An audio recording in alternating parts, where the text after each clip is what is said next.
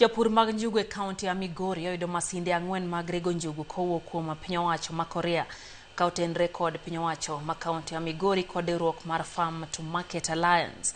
Japur mag njugu dhi tiyo kod masinde gi rego njugu ma gitiyo god loso mo motesi ni peanut butter. Jojuma nigilero ko e kaunti no ma Migori.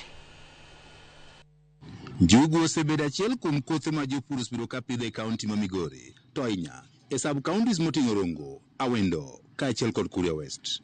Kata kamano, ripot ma ogol kod migawo mar pur e kaunti ma Migori yango ni pur mar njugu osebedo ka dok piny nikech gik mathoth moting'o onge mag kothe mag njugu makare, onge mag masinde ma inyalo tigo e rego njugu, kaachiel kod lokruok mar kor lwasi e kind mamoko. Wasebedo kwa support farmers gi kodhi moyiedhino kata mopuodhi ma wan gi jok miluongo ni bulkers, wamiyogi to gi produce, then gichak giuso ni farmers.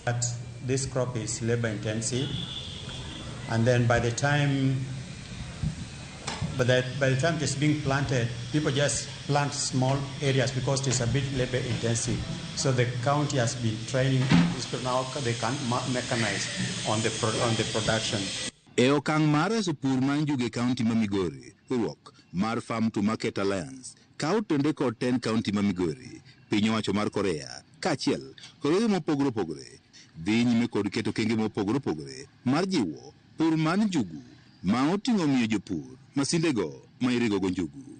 E kinde mar higa achiel, maro masinde mag rego njugu 10 osechiw ne jopur mag njugu mondo koro konygi e medo ndhadhu ne njugu ma oting'o loso peanut butter.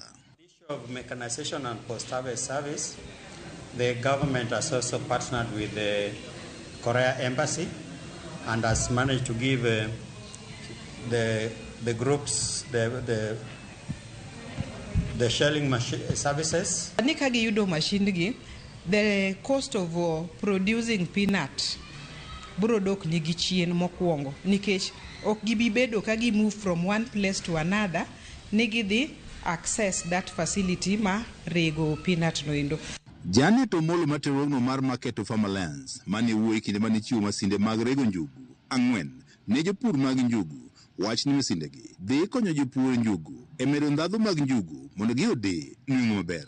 Rawere ok oheroga pur, to at value addition iyudo kamano koro in agribusiness gintiere, to nyocha challenge magin godo ni gionge gi machine, mane momiyo nyithindo manyirigi omi equipments mar loso peanut butter, nikech seche magin gi equipments gi to ng'iso ni japur kosepuro to ng'e kumotere. Jopur mag njugu osebedo ka ywago pek mopogore opogore ma oting'o nok mar kothe njugu mabeyo manyalo timo maber kata kindeni mantie lokruok mar kor lwasi. Wacho ni king'iyo oduma gorogoro achiel en siling 70, to gorogoro achiel mar njugu en 600 kata 700. Koro naneno ka pur mar njugu nyalo kelo na pesa moloyo kaka pur mar oduma. Koro emomiyo ambe nadonje pur mar njugu. Pur mar njugu bede losonwa lopewa, omedo nutrients moke lopewa, oloso puodho kata ka bedni mbolea mamoko nosekethe. King'iyo njugu, bech njugu sani kata chiro, ibo yudo ni bech njugu ni malo, to mano nikech mostly ng'enyne njugu ma watiyogo Migori kae ok gin ma Migori, matin kende mabedo produced Migori. Wayudo njugu kowuok e piny libamba Tanzania donjo kae mang'eny. En migawo mar pur e kaunti ma Migori wane gi jiwo kenge mopogore opogore mar jolipur mag njugu e kaunti ma Migori. Sub-county, Kuria West and also Awendo.